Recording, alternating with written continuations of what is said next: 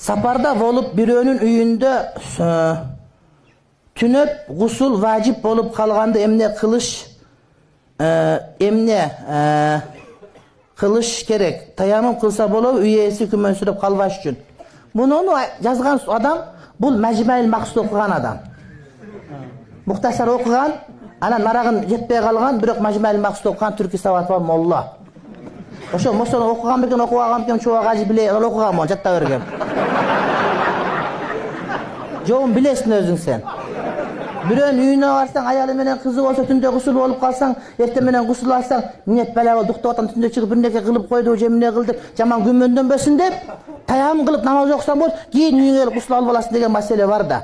Эми мына Тажикстанда кыргыздарда бар, бир нерсе айта берет, эме деп сурайт да, эме деп сурайт.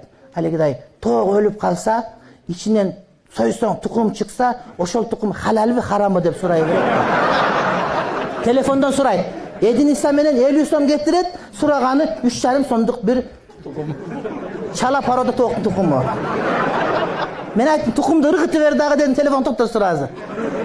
Ошо сөз бошо эми. Аны жесе болот, фатавасы ражида келет, болот, келет. Ошону окуп алган, анан ошону айтып, ошо канчалык молда. Ушинтип сураган бул 200-дүүлүк.